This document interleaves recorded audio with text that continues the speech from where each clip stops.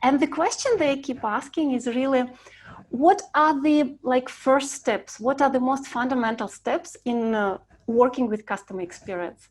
And we, with our colleagues, we've been thinking quite a lot what would be the best piece of advice. And really, it's about starting doing small things.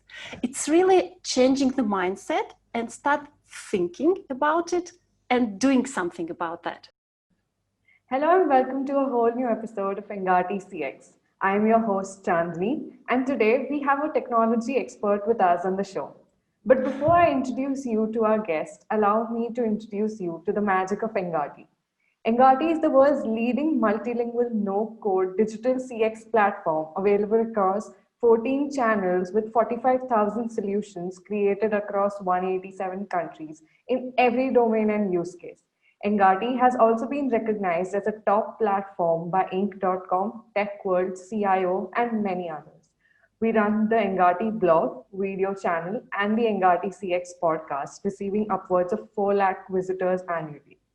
And now for our guest, Olga Guseva is an international customer experience strategy expert and customer-centric culture transformation specialist. She is an internationally published author, blogger, keynote speaker, and consultant. She knows how to take the learnings from one industry and apply them to the others to keep client experiences fresh and their performance levels up. She spots up and the coming trends to share with her audiences so they can position themselves early to take advantage of what's right around the corner. Welcome to the show, Olga. Thank you for coming. Hello, ladies and gentlemen, my pleasure to meet you. So, before we dive into our interview with Olga, don't forget to subscribe to Engati and tap on the bell icon below to get access to exclusive content from thought leaders around the globe. So, beginning with the interview, Olga, recently we've seen a massive increase in the importance of CX. So, why do you think that is going on? Well, I think the current situation have shown to everyone universally across the globe, irrespectively which country you are in or which industry you work for, that basically it's not enough to attract customers, because for a very long time, we were used to attracting customers. We wanted more and more. We wanted new, segments, new faces, new something. And we were very much focused on how really get more customers on board. But then the companies have realized that this is not enough. We know how to attract customers, but we don't really know how to keep them. We don't know how to keep them satisfied, how to keep them happy. And the fact is that you don't own these customers. As long as you have won a customer, you have to work hard every single day to keep the attention, to keep the loyalty, to keep trust. Otherwise, they're going to be always someone else who wants this customer as well as a new one. So a lot of companies have realized that, okay, we know how to attract the customers, but we don't really know how to make them happy when they are with us. And that's the biggest reason, I think, why this year, in 2020, so many companies have refocused their budgets from attracting new customers to paying attention to what we already have.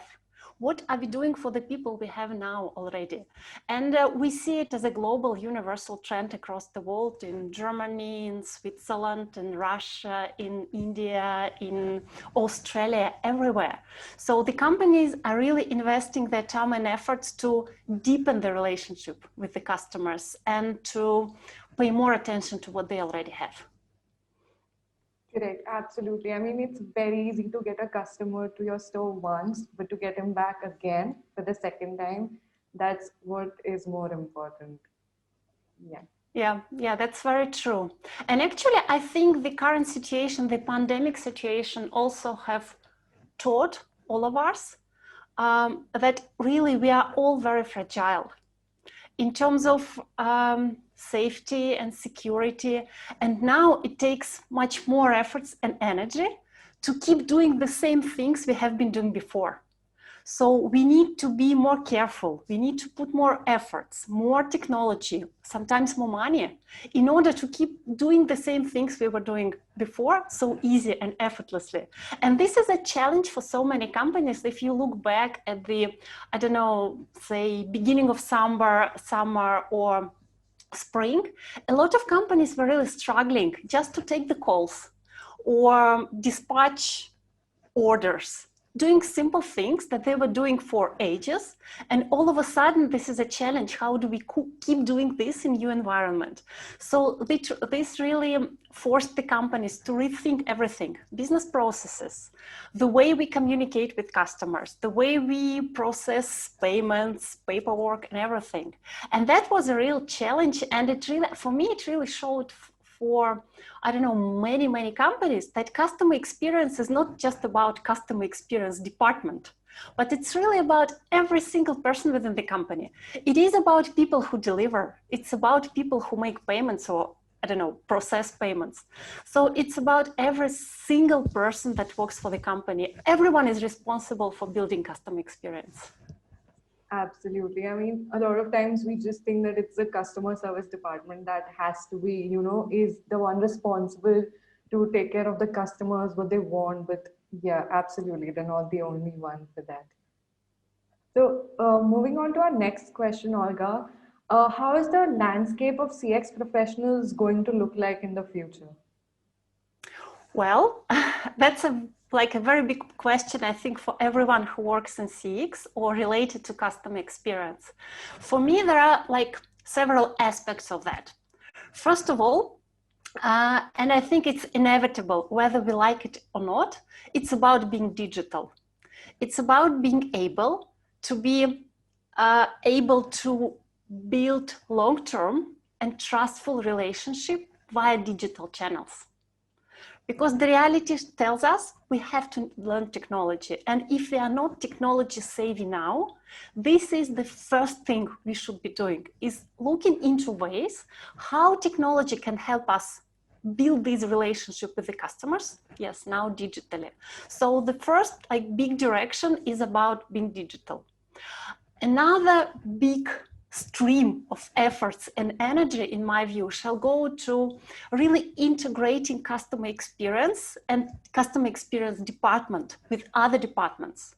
It's about customer experience people working together with IT, with finance, with I don't know, logistic department, with production. So everyone within the company is really making the contribution to creating customer experience.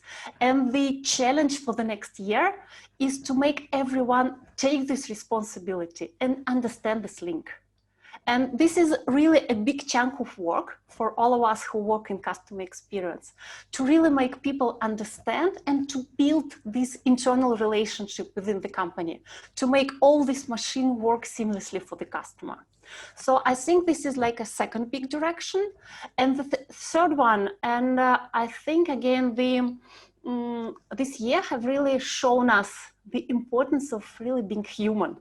There are a lot of talks now about, it's not really customer experience. The name of the profession is CX, customer experience.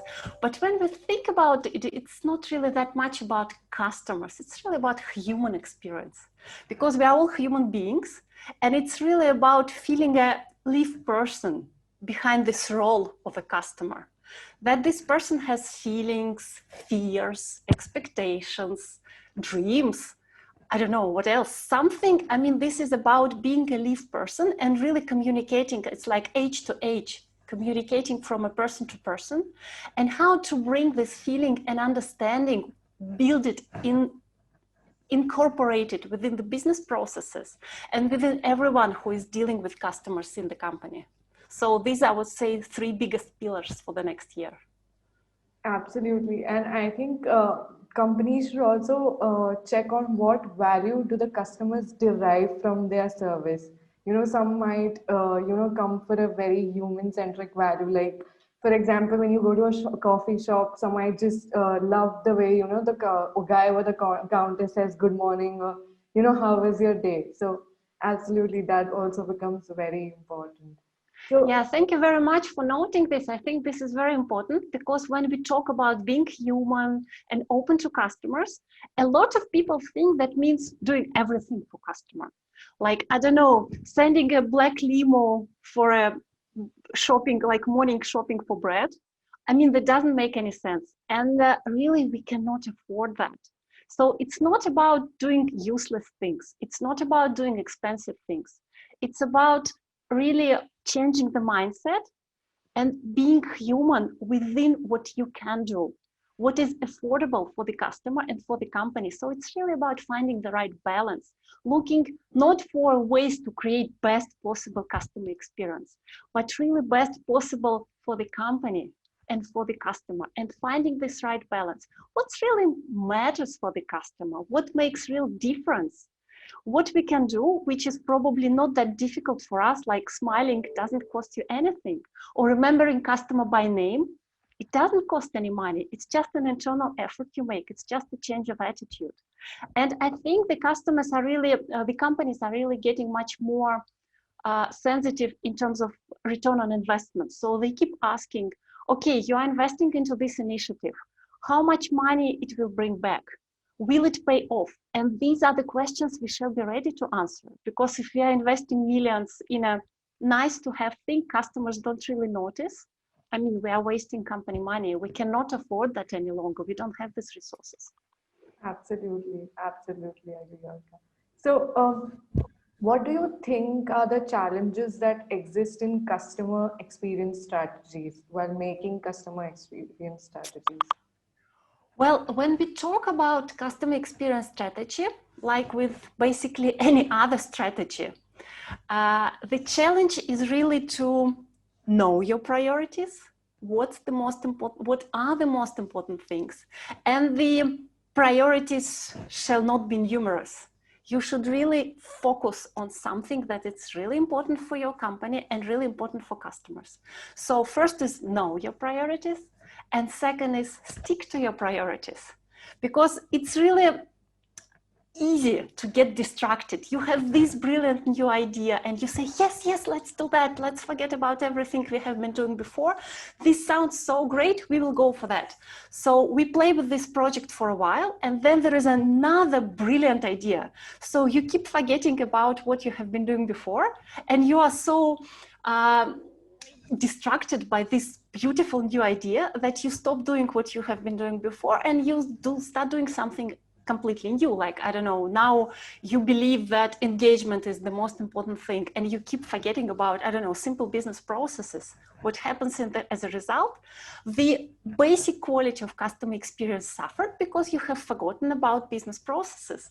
Okay, you are brilliantly smiling to people, but your system of orders doesn't really work. No matter how genuinely you smile, if the basic system doesn't work, customer's going to be unhappy, and you cannot really fix it just by smiling. You have to be working on these processes.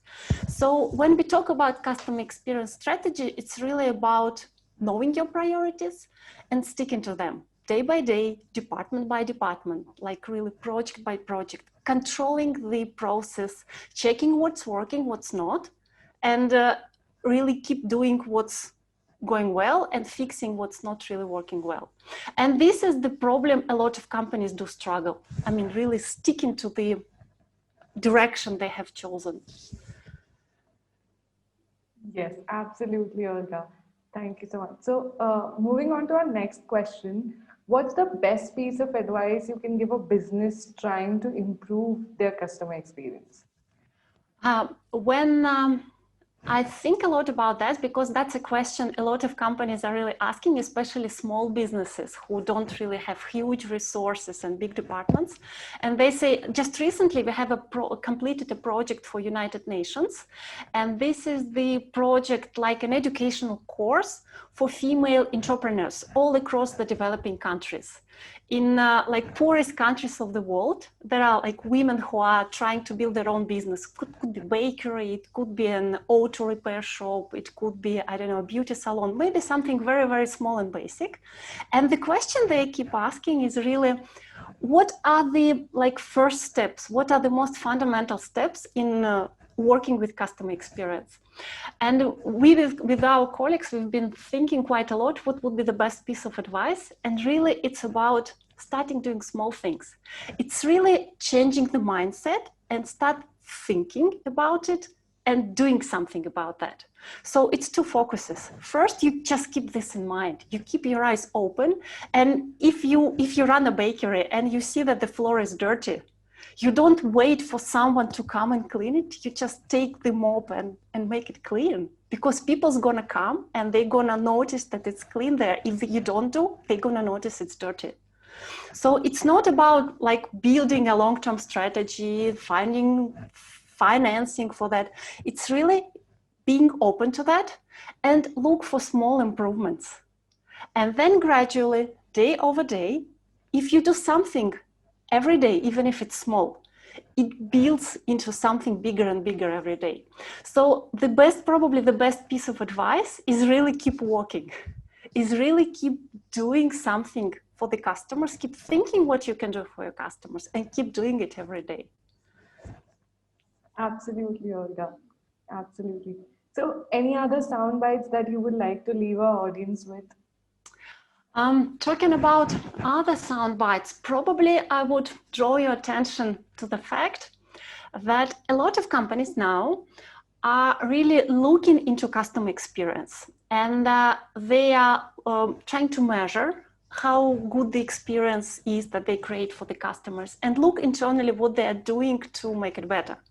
So when we talk about like this visible part of customer experience, a lot of companies do know that they need to take care of that, and they are making some efforts to change it.